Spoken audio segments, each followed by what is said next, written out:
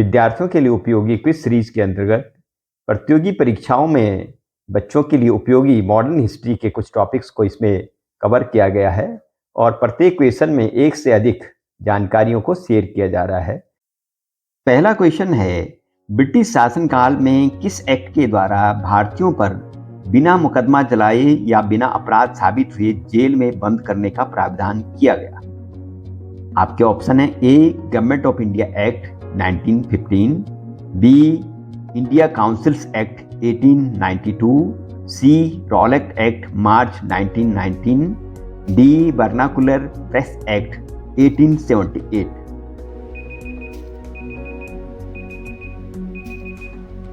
सही उत्तर है सी, Rowlatt Act March 1919।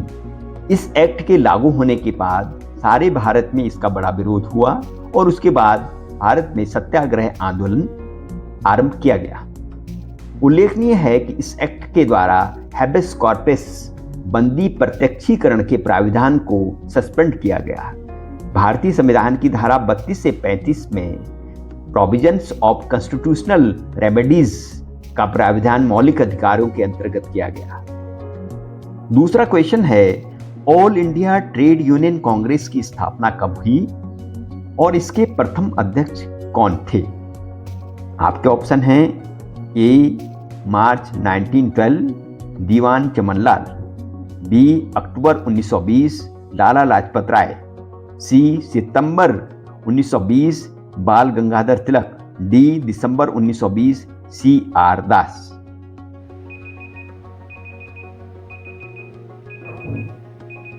सही उत्तर है बी, अक्टूबर 1920 में all India trade union Congress की स्थापना हुई और इसके प्रथम अध्यक्ष लाला लाजपत राय थे और दीवान चमनलाल इसके प्रथम महासचिव बने।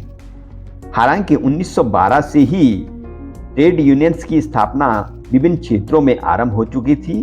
1920 में all India trade union Congress की स्थापना के बाद 4 बड़े बड़े स्थानों पर स्ट्राइक हुई। इनमें Kharagpur railway workshop, Tata iron and steel Jamshedpur, Bombay textile mills और बंकिंगम कार्नेटिक मिल्स में मजदूरों की स्ट्राइक हुई।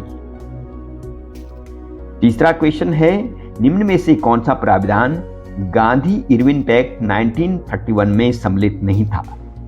आपका ऑप्शन है ए, समुद्र किनारे भारतीयों को नमक बनाने का अधिकार दिया गया, बी, हिंसा के आरोपियों के अतिरिक्त सभी राजनीतिक बंदी रिहा होंगे, सी, आंदोलन के दौरान त्यागपत्र देने वालों को पदों पर पुनः बहाल किया जाएगा, डी, सेंट्रल लेजिस्लेटर में अब वंचित वर्ग को 18% सीटों पर आरक्षण की व्यवस्था।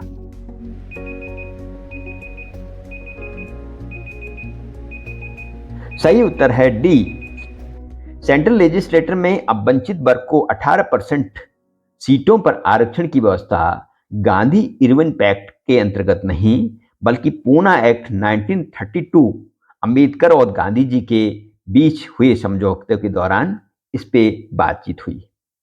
क्वेश्चन नंबर 4, ब्रिटिश शासनकाल में इंडियन सिविल सर्विस ICS में सिलेक्ट होने वाले प्रथम भारतीय कौन थे? आपके ऑप्शन है ए, सत्येंद्र नाथ बनर्जी, बी, सुभाष चंद्र बोस, सी, KPS मेनन, डी, सत्येंद्र नाथ टैगोर।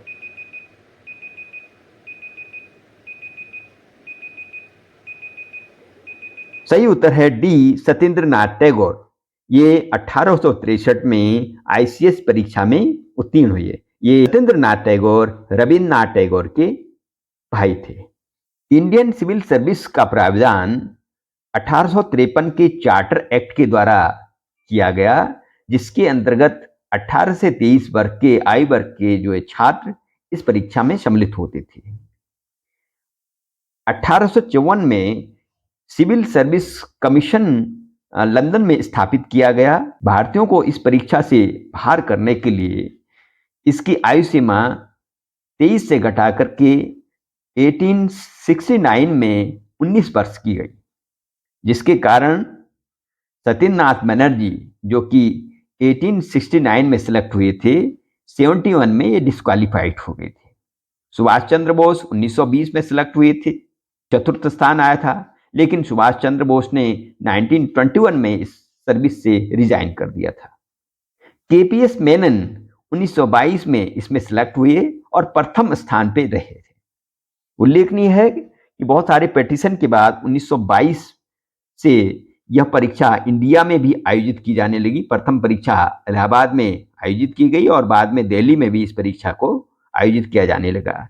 भारत में फेडरल पब्लिक सर्विस कमीशन के माध्यम से इस परीक्षा का आयोजित किया जाता था।